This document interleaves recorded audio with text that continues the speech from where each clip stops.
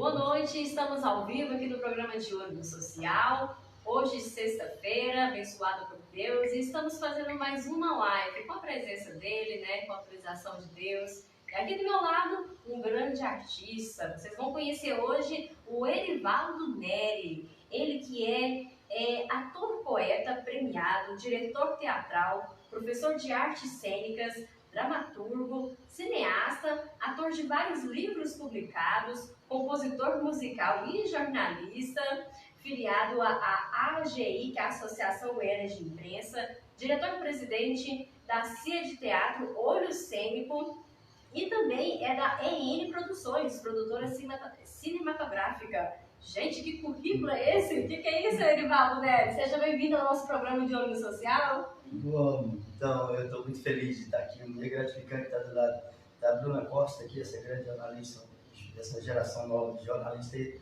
da qual ela está fazendo parte, é uma jornalista que vai, promete, não para o Brasil, não para esse negócio de Goiás, nem Brasil. Então, a gente, eu fico muito feliz. Eu não pensava em ser tudo isso que você falou, porque eu queria ser só ator, né? Comediante e ator, né? E, de repente, eu não esperava, né, de ter outras atividades, assim, né, como diretor teatral e professor de arte cênica, né? Erivaldo, mas tudo isso foi construído ao longo da sua carreira, né? Quantos anos já? 42 anos agora, 42 anos agora, e eu não gosto de mentir. Comecei com 7 anos, eu já fazia teatro na escola, né? E lá na escola eu ia muito envolvido, eu era o único que tinha coragem de ir lá na frente para declamar uma poesia do Manuel Bandeira e do Fernando Pessoa. Os meninos ficavam com medo de ir, tremendo, né? E eu, o professor chamava, então eu ia 4 vezes declamar um poema e eles não iam nem ouvir. Quer dizer, tinha tantas oportunidades para eles ir lá na frente, falar um poema do Monteiro Lobato, que era literatura infantil, né? Tinha muito assim, né?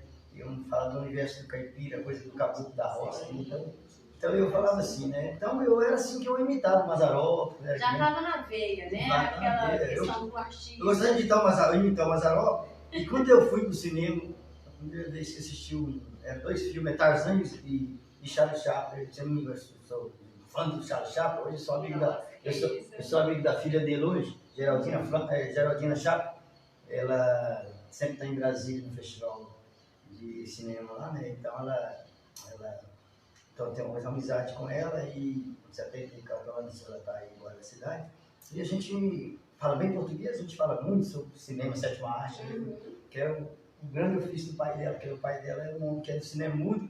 Mas o Mazzaropi era assim, eu ia com a minha mãe assistir, todo ano que lançava um filme, eu ia, mas eu ia na frente do cartaz, eu ficava lá na frente, lá, vou olhando toda vida naquele cartaz, mas mãe, já olhou esse cartaz? Eu falei, mãe, eu estou decorando o nome dos atores, um dia eu quero ver o meu nome. Você ficava se imaginando lá naquele... Que meu nome podia estar no cartaz daquele dia no cinema. E hoje eu já não estou mais, assim, já aquela emoção mais, tem tantos nomes, muitos cartazes, mais de 100 e tantos filmes da carreira, as pessoas espantam pela minha idade. De 49 anos, assim, que eu tenho mais de 120 filmes, não sei porque o cinema inovou. Então, o Festival de Cinema tem curta-metragem, média-metragem e longa-metragem. E inovou com o cinema de um festival... no festival inovou com o cinema de 1 minuto. Então tem filmes de 1 minuto também hoje dentro dos festivais de cinema.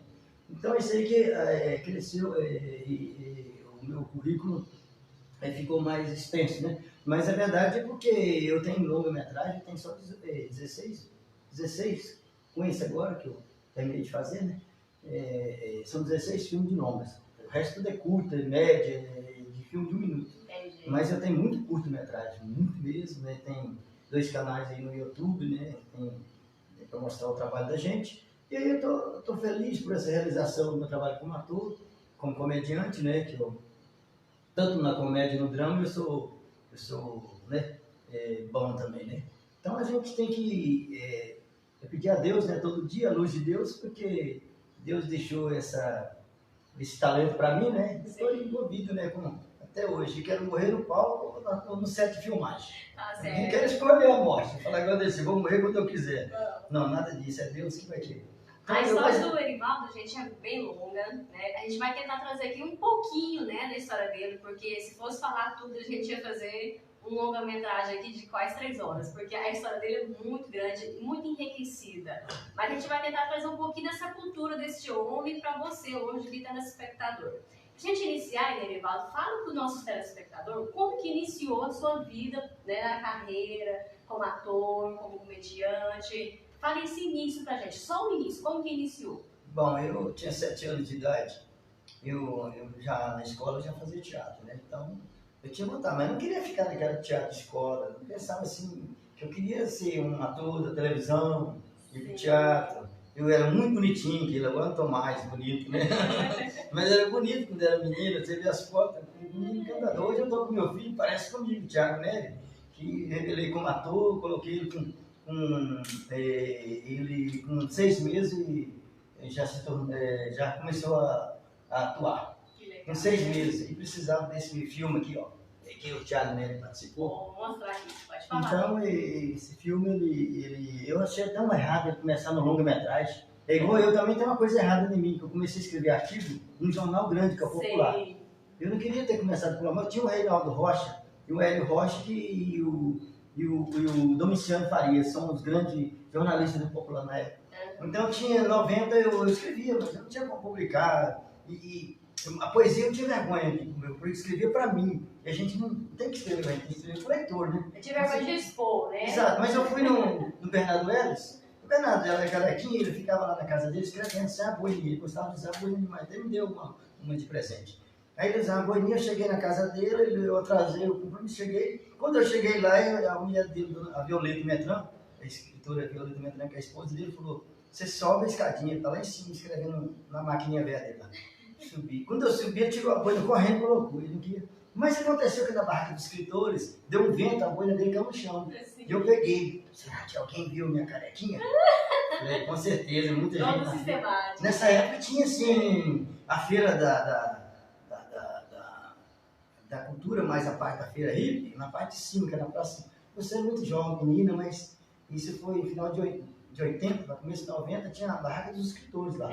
Então a gente encontrava os escritores lá, conversava, a gente fazia uma relação de amizade ali. Tinha esse contato. Eu tinha não conhecia, você conhecia depois lá. Então era muito bom para a gente ter esse intercâmbio cultural e literário também, né? Então falava de cultura, de literatura, de artes plásticas, de cinema, folclore e música. Então era um papo assim bem cultural, né? Do meio intelectual, né? Então esse meio intelectual. Depois eu fiquei com medo assim. Depois que eles gostaram da minha poesia, começou a gostar, eu comecei a participar de concurso de poesia falada. Aí eu recebi um título de prêmio. Todos os concursos de poesia eu ganhava no primeiro lugar. Em Caldas Novas eu ganhei espantado. Eu ganhei os prêmios todinho lá. Aí o Bariano Tense falou assim: menino, você é demais, você é muito bom no palco, na poesia. Eu falei, aí o escritor da Leandro Vieira falou assim: o Bino Braz, né? O escritor falou: ele é de teatro. O cara é de teatro, é muito doido. Eu conheço mesmo. Teatro, é extrovertido mesmo, chega, não tem vergonha do palco, tá falando com 2 pessoas ou com 5.000 pessoas. Minha coisa É a mesma coisa. É a mesma coisa, tá falando com 2 pessoas, tá falando com 5.000 pessoas. E o ator, eu sou desse estilo do palco, eu não gosto de microfone. Eu canto no palco, mas assim, saltimbanco, ensaiei, Chico Buarque falando, mas assim, eu canto no palco, mas sem microfone. Microfone não pode cantar. Então, e o seu trabalho? É um musical infantil, saltimbanco. Mas aí eu tenho assim, só cumprir aqui, a questão do ator, ele tem que projetar a voz para a velhinha surda do último poltrona do teatro ouvir. Exatamente. E essa época do teatro, da década de 60, 70, 80, que os atores tinham que decorar texto, tinham que fazer, o cantor tinha que saber cantar. Então tem aquelas coisas. Eu cheguei a fazer cinema de sétima arte em São Paulo, no Rio, é cinema de 35mm, 16mm, rolo de filme mesmo, podia errar a cena. Imagina você errar uma cena ali, eu falei com o Zé do Caixão, que eu trabalhei com ele, ele falava, dava um grito em você, e você espantava, né, aquela coisa toda. Hector Babenco, eu ensaiei 6 meses, Carandiru, aí eles tocaram o elenco, porque eu tinha uma barba muito maior que essa aqui, e eles queriam pegar esse ator de teatro de 40 anos como eu, e colocar no elenco desconhecido para dar aquela verdade, assim, que era um presidiário de verdade, aquela cena, né? Aí trocou o diretor e trocaram o elenco.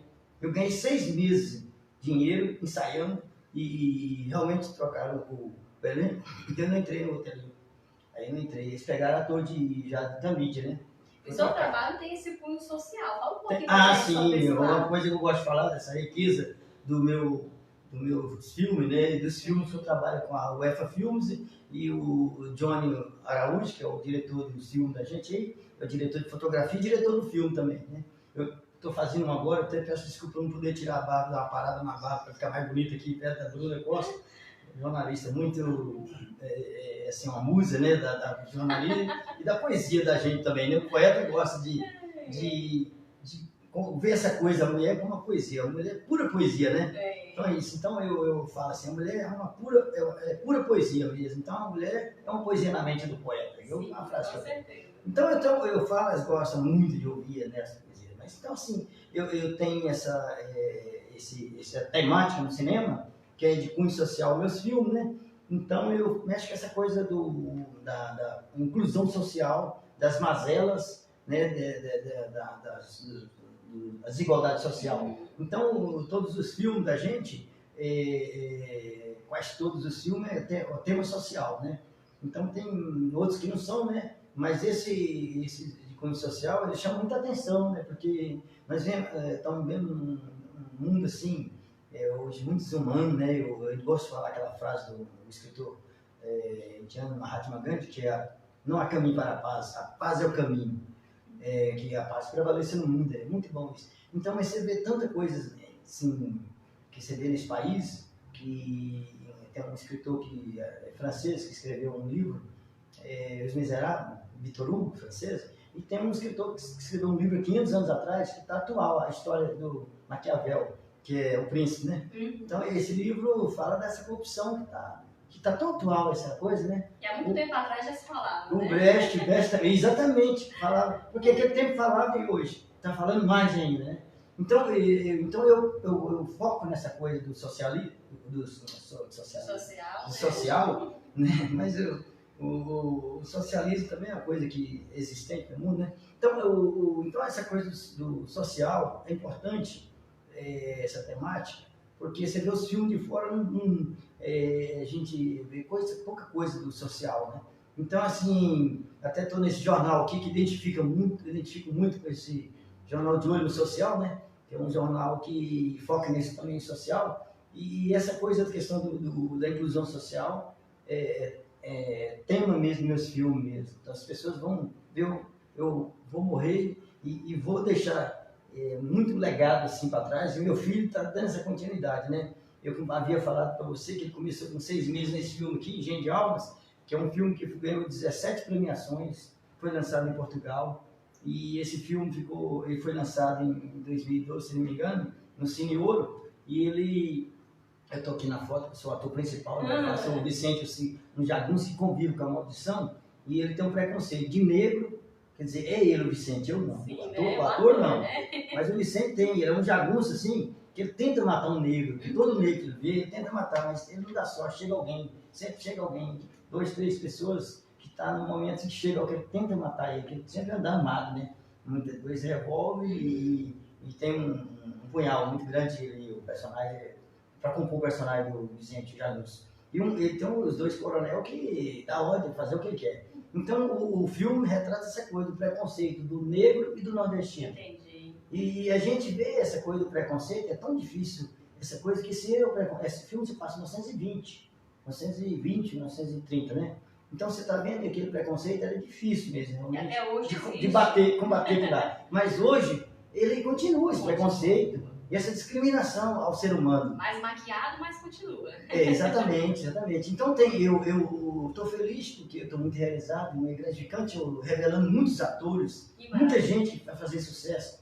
Antes do convite fez sucesso no Rio e São Paulo, conseguiu a projeção na carreira, né? O meu filho eu revelei, a mãe dele, a Rosanelli, que é atriz também. A família inteira. Então, mas eu que quis, ela não era, não. Mas hoje ela está ganhando auxílio emergencial, no passado ganhou esse ano.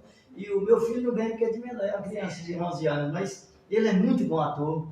E fala um pouquinho sobre os seus trabalhos realizados em São Paulo e no Rio de Janeiro. Bom, é uma vida assim que eu realmente sofri muito. No começo da minha vida lá em São Paulo, no Rio de Janeiro, não foi fácil. Minha mãe me ajudou um pouco, a família, mas eu cheguei lá, o dinheiro acaba, né? E eu fiquei passando muita dificuldade em São Paulo, no Rio.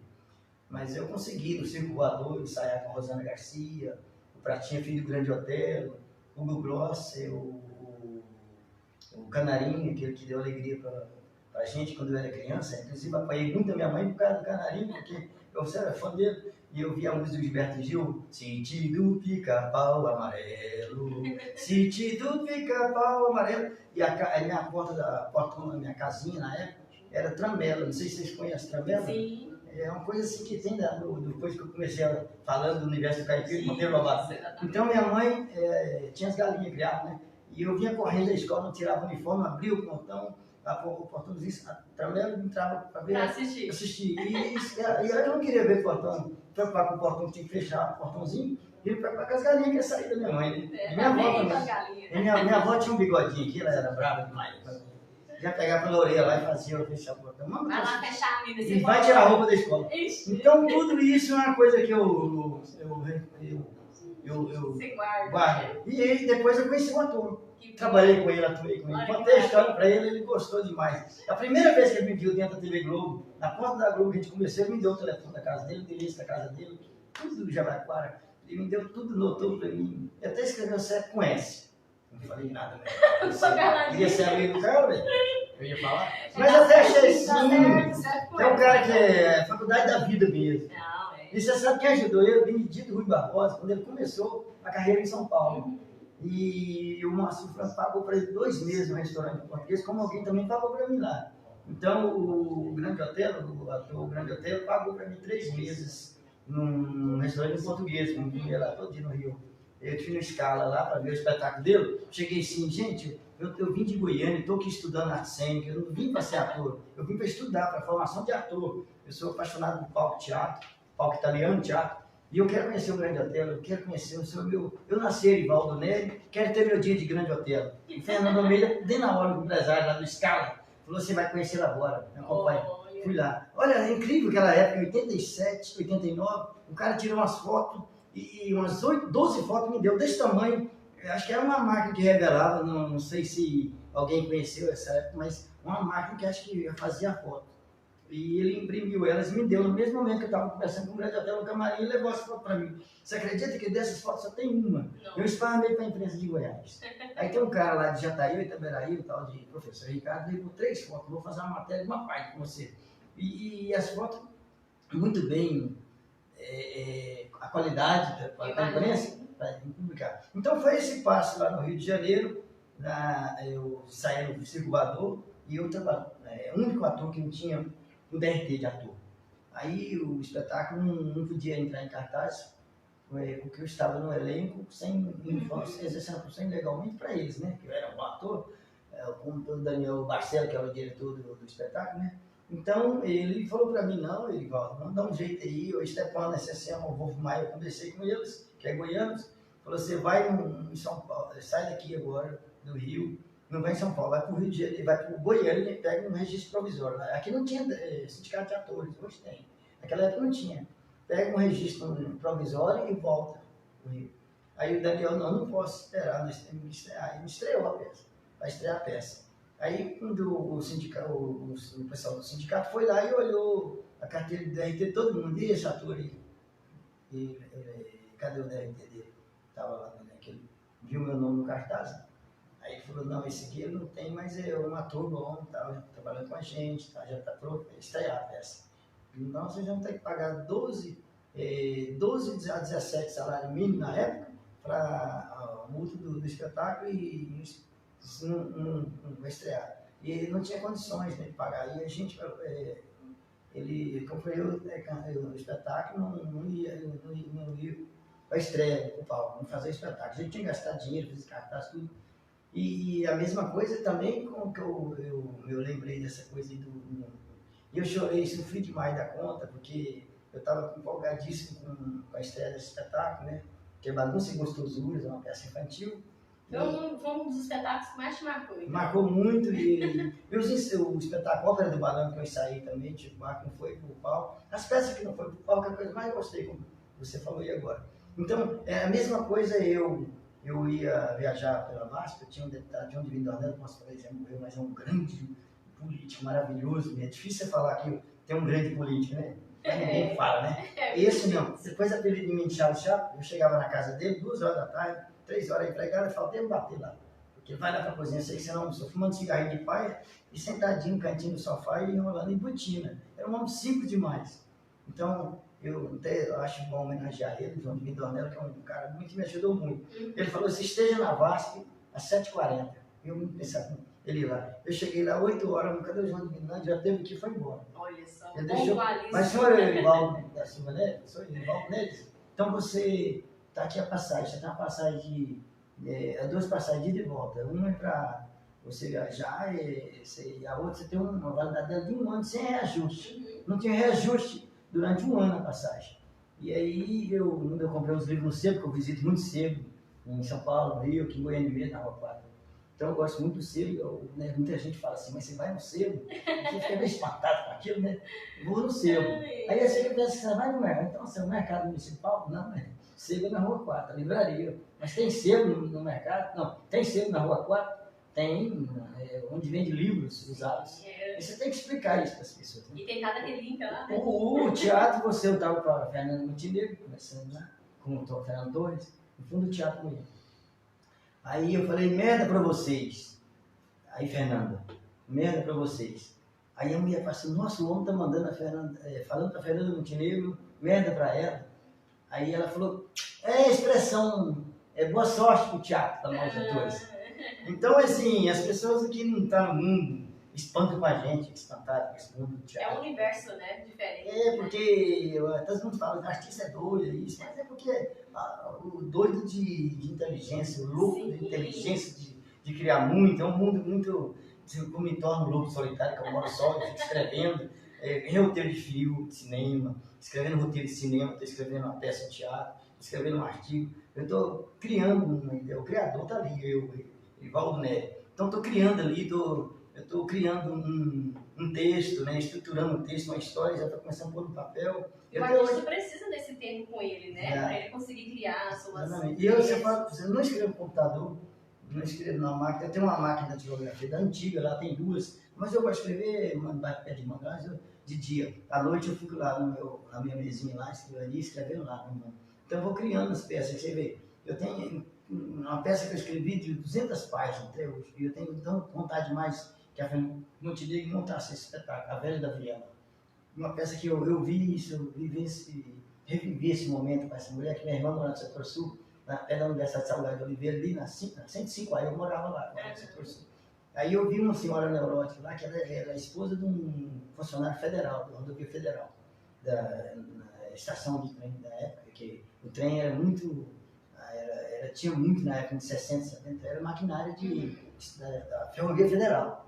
Aí ela contava história para mim, mas ninguém gostava dela, era antipática, e eu gostava dela. Eu falei, eu estou querendo pegar, pesquisar essa mulher para escrever, levar para o teatro essa ideia lá. E eu queria que ela fosse viva e me levar. E ela falou, não, você pode escrever, eu fui falando. E depois ela descobriu que eu estava querendo escrever mesmo, e não importou com a história, não. Você, artista que tem história também, melhor que esse povo que está aí, que me joga pedra em mim, eu dia está conversando comigo, eu dia está jogando pedra em mim. Eu falei, mas a humanidade é isso mesmo, Mas eu sou muito realizado como autor de teatro, dramaturgo. Sim, mais de 40 anos, né? Mas as pessoas falam, por que dramaturgo? Aí tem isso. Mas autor de teatro, dramaturgo, é igual antigamente o teatro, a escola de teatro era escola de arte dramática, hoje é escola de arte cênica. Então as coisas vão mudando, né? Como eu sou apaixonado por essa 7ª arte, até escrevi esse livro aqui de cinema, né? Eu vou autografar um para você depois. Aqui fala da minha trajetória no cinema em São Paulo, no Rio, né? Então esse aqui, 7ª arte, 7 filmagens. Um professor da universidade comprou esse livro, 10 livros. E quem era o caixa lá era minha mãe e a Fernanda, minha sobrinha. Então minha mãe, a Ana Nélia, que era o caixa. Aí pegava dinheiro, mano. Elas punham aqui, a pessoa escrevia o nome, colocava aqui, autografava. Vendi muito livro.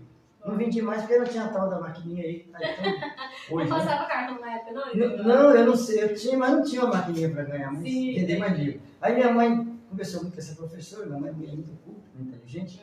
Aí ela falou, comprei 10 livros dele para mim passar para presentear minhas amigas. É raro um escritor goiano escrever esse tema de cinema.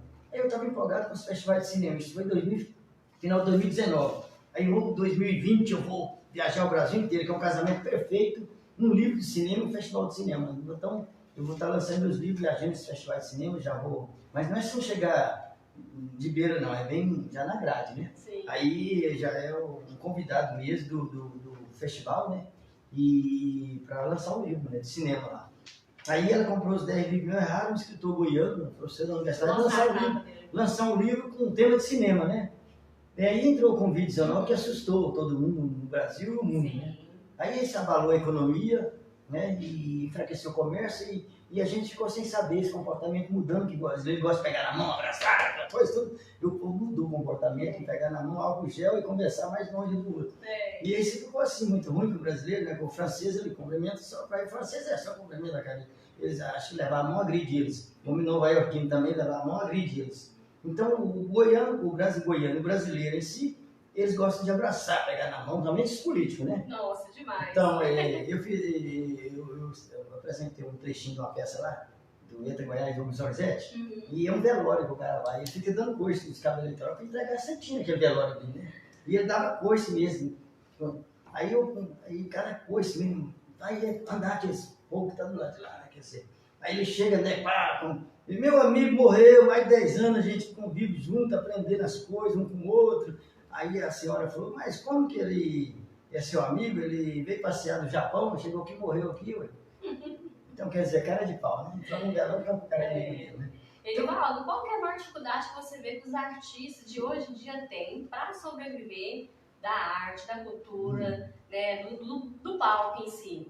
Boa pergunta. Eu queria falar desse livro aqui, que tem aqui várias atrizes, Carolina Ferraz, tem muitos atores que também, o Beto Leão escreveu esse livro, eu estou lendo também, que a maioria dos livros de Goiânia e de São Paulo tem referência do ator Erivaldo Neves. São 48 livros que falam em mim, na antologias, coletâneas de poesias e livros de cinema, né? Sim. Então, é como Machado de Assis, é obrigatório das escolas, né?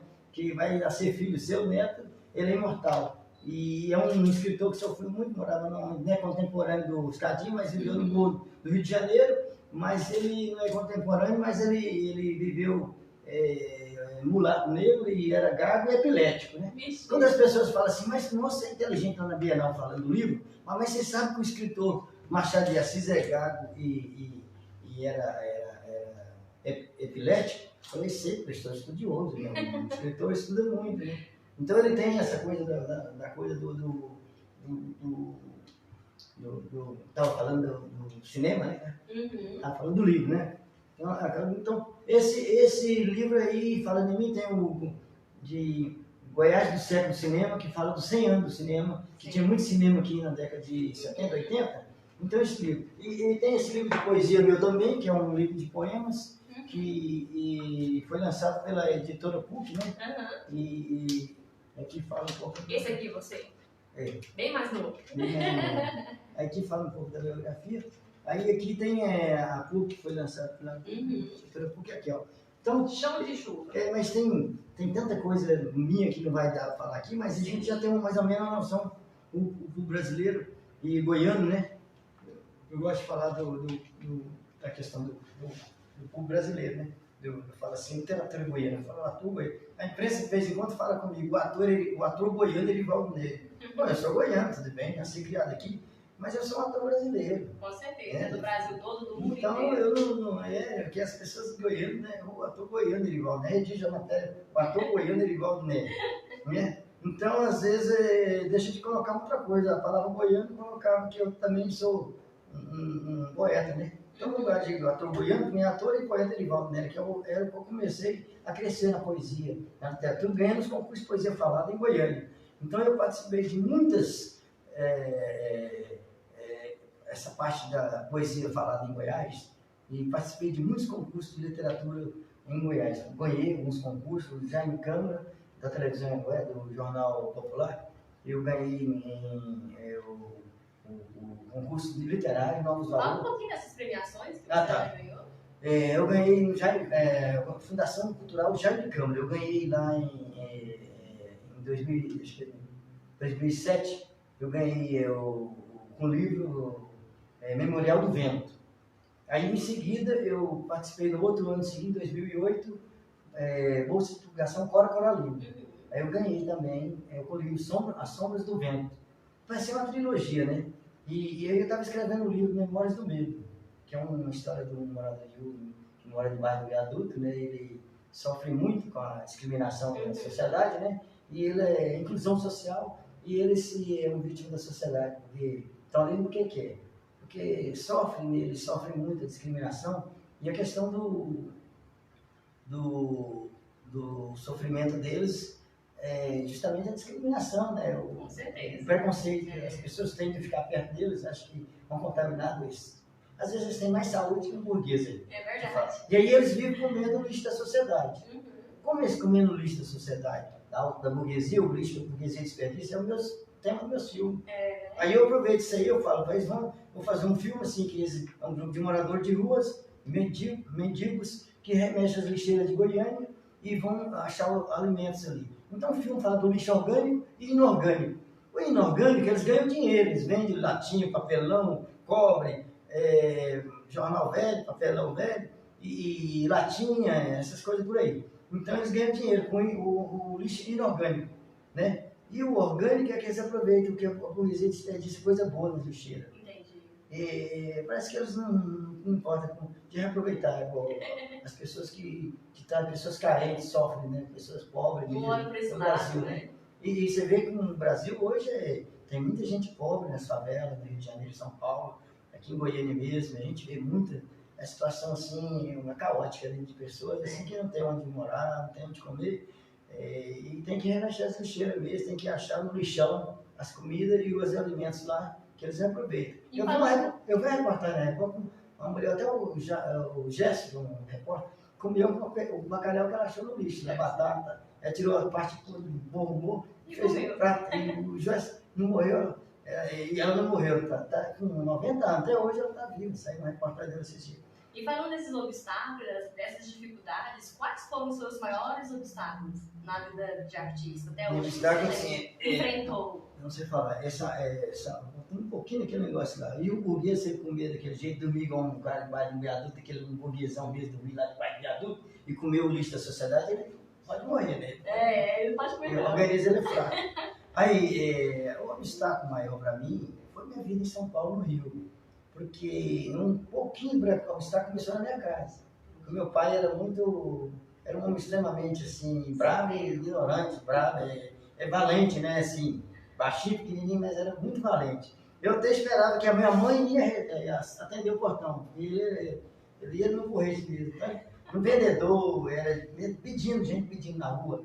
Ele não dava nada, porque ele não gostava de gente ficar beirando na casa dele. Minha mãe já era um coração grandioso, dava comida, dava isso. Minha mãe faltava pular para deitar na rede, lá na garagem de carro, dar comida, até o cara dormir um soninho lá.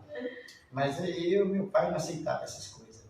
Então eu falo assim porque, na verdade, a gente tem que ter um lado humano, mas cada um tem seu estilo de vida, né? Eu respeitava o jeito dele também, ele só falava uma vez com a gente, e era de bater muito na gente. Então, mas eu aprendi, foi criado. Mas você pode ver que aquela geração não tinha tanto a vida contemporânea de hoje, você vê muitas coisas tão erradas na juventude, coisas assim que a gente não dá conta de ver, assim, igual meu pai mesmo, ele não gosta de ver isso. Ele acha que tem que ser rígido as coisas, tem que ser tudo certinho com ele. Então, mas aí o obstáculo começou lá. Ele não queria que eu fosse ator.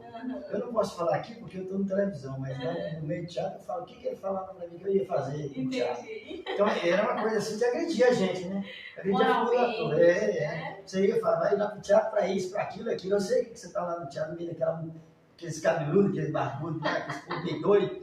Então ele já via assim dessa forma, né? Porque nós gravávamos vídeos no VHS, a nossa ensaio, alguma coisa, e aí tinha um videocassete lá, minha mãe também estava na sala olhando e achando ruim aquilo, né? Que eu deixava ela crescer, eu deixava o cabelo grande, e já ficava meio incomodado com isso. Eu falei, eu vou sair de casa, quero sair porque eu estou de menor, 16 anos, 17 anos, mas eu vou sair de casa, eu vou pegar o meu rumo mesmo, eu vou para São Paulo, para o Rio, tentar carregar, para ficar de maior.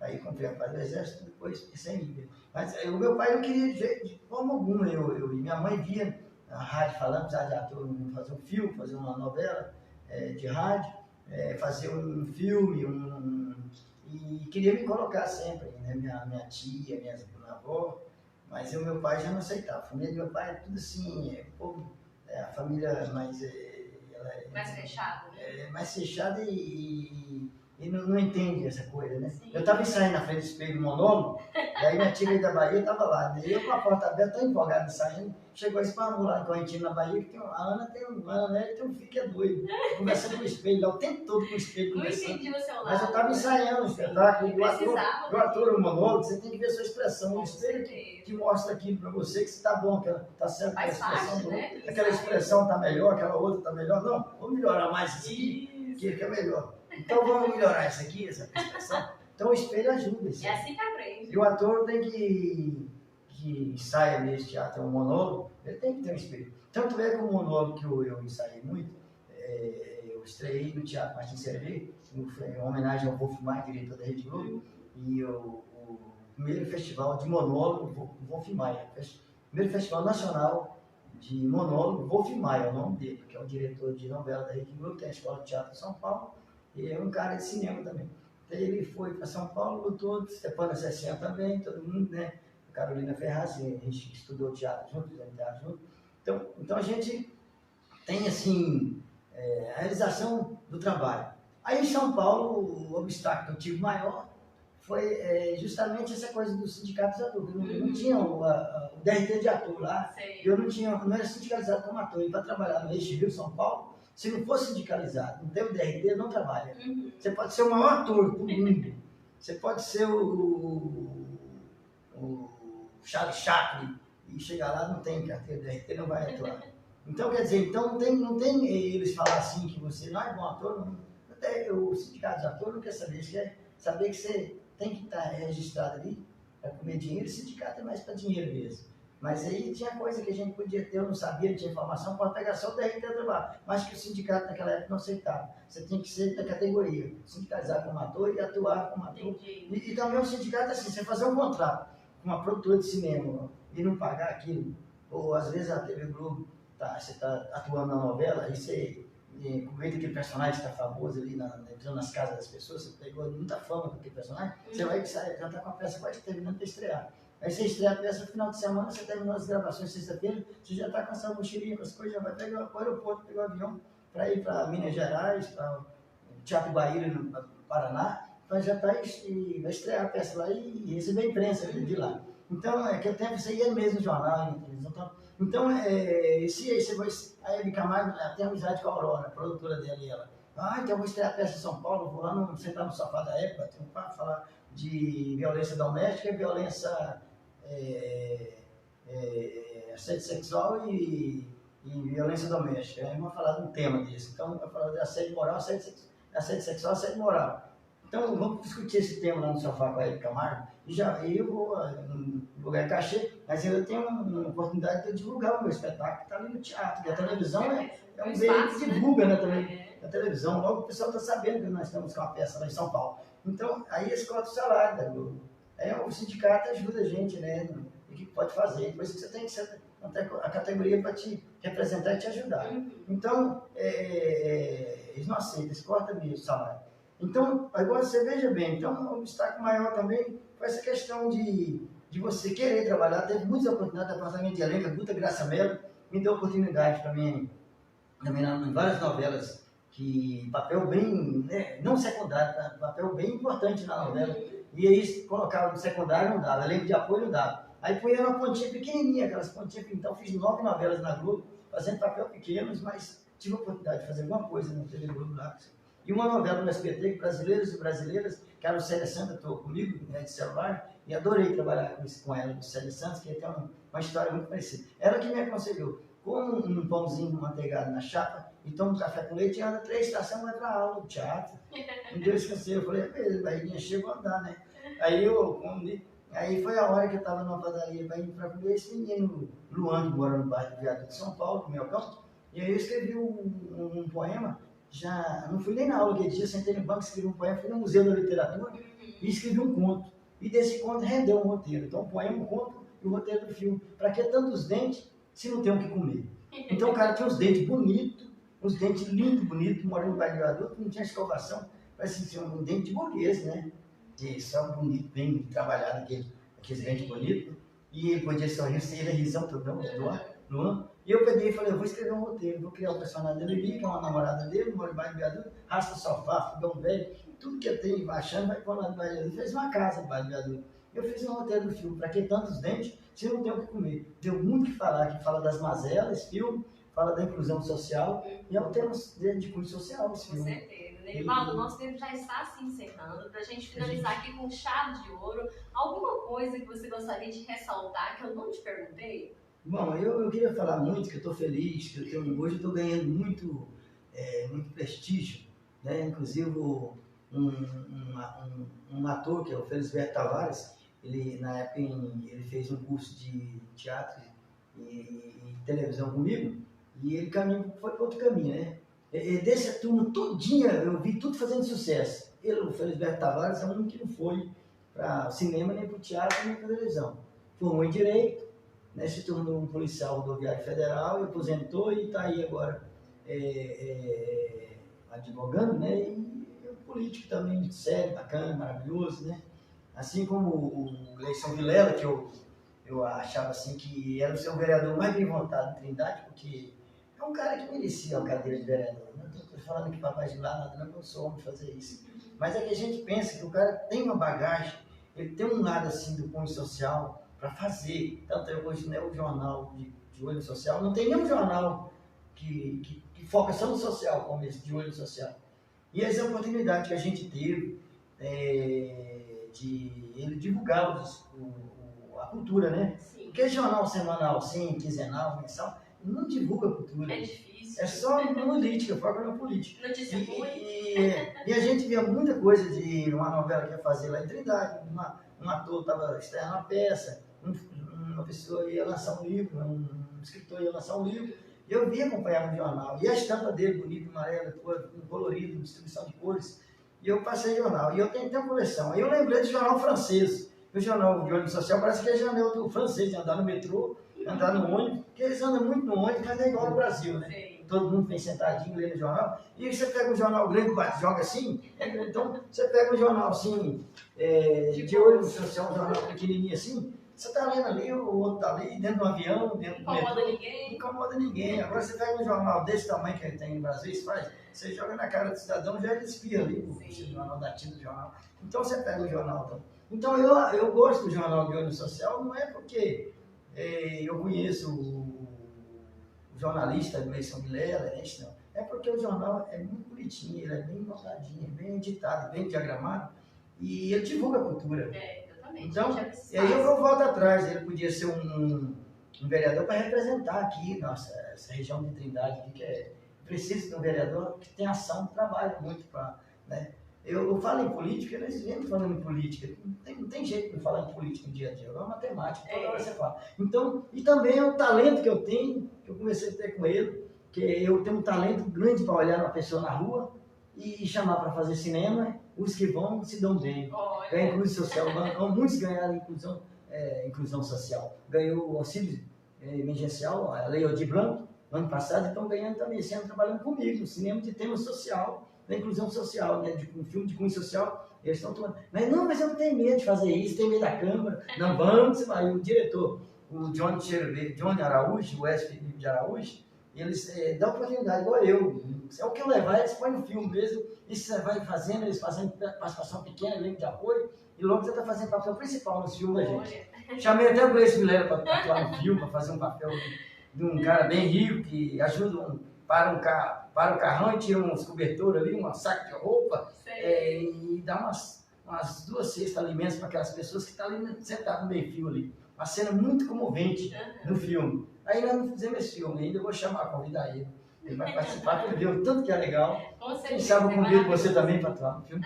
Uma arte. É porque tem um filme meu, que é o Cão Vagão. É um cara doido, problema mental, ele mora dentro do vagão com o cachorro. Ele é misterioso, ninguém consegue falar com ele. Então, esse jornalista, ele tem um papel de um jornalista que vai tentar investigar ele e vai tentar buscar uma reportagem com ele. Sim. Ele falar, sair uma coisa dele, tipo, por que ele vive daquele jeito, ele vive daquele... Quer tirar alguma coisa. Não pede comida a ninguém, ele pega aquele mamão ali que está plantado, alimenta com coisa e está ali tendo vida, né? Sim. Então, revelei muitos atores aí, muitos atores não, revelei gente que se tornou atores. Então eu tenho um talento assim para diretor de elenco hoje. Hoje eu sou um cara, e para criar título também de cinema, hoje eu sou elogiado pelo S. de Araújo e pelo Johnny Araújo, que são os diretores dos meus filmes, né? Que também. Então eles falam, seu título é bonito, elogio por todo lado, mais um elogio ali, outro ali. Então eu recebo muitos elogios pelos títulos do meu livro, que vocês vão ler aí também. Então eu faço um roteiro, o Alucinado Alecrim, Memórias do Medo.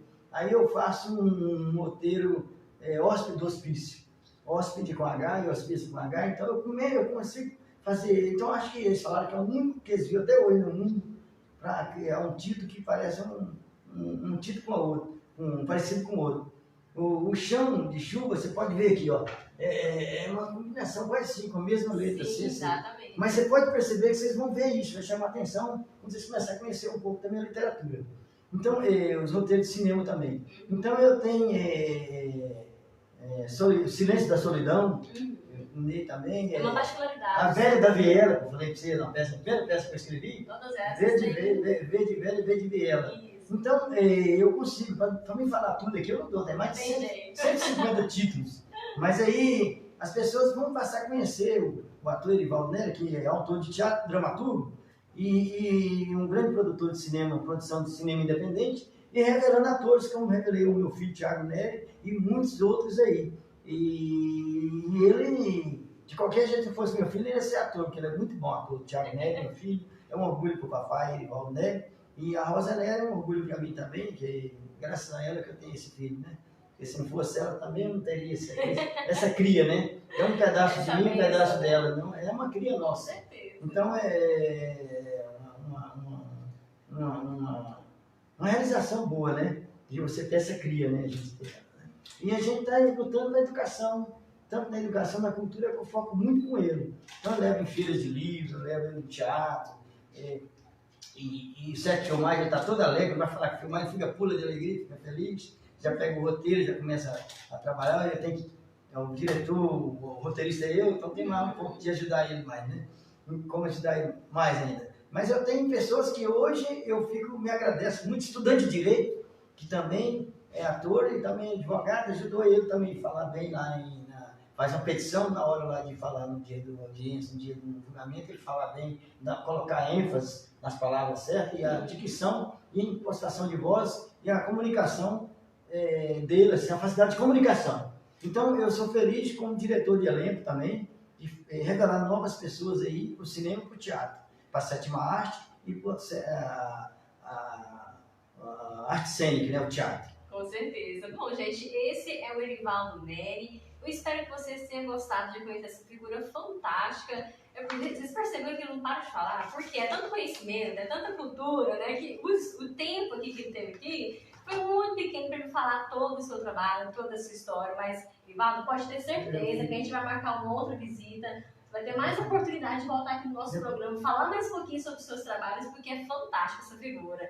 Muito obrigada. Eu agradeço muito, muita coisa ficou para trás. Isso, eu estou dizendo aqui, tem coisa que marcou muito o cinema em São Paulo comigo. Sim. E agradeço muito a Bruna Costa, jornalista jovem, muito articulada, inteligente. Agradeço muito, muito mesmo ao jornal De Olho no Social, na pessoa do jornalista Gleison Vilela e a Solange Vilela, né, que é a produtora também desse jornal, né, jornalismo aqui, que fala do social, né, de cunho social, e é um que bate bem com os temas dos meus filmes também, que é filmes assim que identifico com meus filmes, né, o jornal De Olho no Social, porque meus filmes é de cunho social. Sim. Então fala muito dessa coisa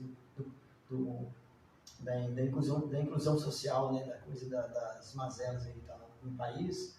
E então, os filmes de cunho social, hoje eu estou no lugar certo aqui. Estou me sentindo aqui, a minha casa mesmo. Fica à vontade, Paulo. Porque o filme é extrema social, né? E o jornal também foca nesse social, né?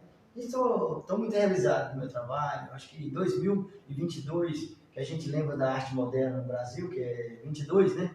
Então, 22 dá para lembrar da arte moderna. Então, eu estou fazendo esse filme aqui, Elipse, agora, que quando o roteiro ficou escrito, foi para mim, o roteiro, foi com o filme Mariano. Aí o John Tiro Verde mandou para mim, É porque fala John Tiro Verde. Quer dizer, porque ele é biólogo, esse diretor desse filme. Então ele viaja muito para o Cerrado brasileiro, faz pesquisa com os animais, com o campo, o mato. Né? Sim. Então ele adora o mato. Tanto que esse filme é o tempo todo no mato. É uma história muito comovente, vocês vão ver na tela do cinema. É um cara andarilho que vive andando pelas estradas, pelo mundo e conhecendo o mundo, andando mesmo a pé mesmo. E nesse momento ele encontra um senhor de idade que está tentando suicidar naquela avenida ali. Ele tenta tirar ele desse mundo do suicídio, né? Porque isso, Deus não quer. A gente tem que esperar Deus chamar a gente. O suicídio ele está entregando a morte para ele, querendo ele morrer. Então tem que esperar Deus levar você para aquele lugar da eternidade. Não você querer morrer. Isso é a coisa que eu acho errado, o ser humano querer tirar a vida dele. Então o filme está aí. Eu não vou falar mais coisa porque vocês vão ver no cinema. O filme chama, quando eu recebi o roteiro, é Mariano. Aí o Johnny Araújo me passou esse roteiro no Zap, que hoje é moderno. Antigamente eles imprimiam o roteiro e levavam para mim, lá no Rio, São Paulo. Eu recebi o roteiro lá no prédio que eu morava. Né? Eu fui melhorando de vida, fui ganhando dinheiro. Aí no começo foi difícil, mas depois eu já tinha um apartamentinho, já estava bem instaladinho, arrumadinho, já tinha dinheiro para mim jantar, beber uma qualidade de vida. Até frutos de burguesa, eu comia uva, maçã, a ameixa, o pêssego. Que eu falo, fruto de burguesa. Nós, pobres, tem laranja e banana na casa das mães. O rico tem uva demais lá, a caixa de uva tem uva. E é bonita as fruteiras de rico, né? Sim. Mas eles não comem, apodrece. Aí o que eu falei no filme meu, que eles revestem as lixeiras. É sobre isso mesmo. Né? Aí eles aproveitam a metade da uva ali. Aproveita ali aquela metade do abacaxi, tira aquilo que tá ruim e dá metade do abacaxi. Bom, gente, então eu espero que vocês tenham gostado de conhecer um pouquinho mais do Erivaldo Neri. Né? E com certeza, já fica marcado o nosso próximo encontro para vocês depois conhecer mais um pouquinho sobre a história dele. Um grande beijo para vocês e até o nosso próximo encontro. Tchau, pessoal. Agradeço também, tchau.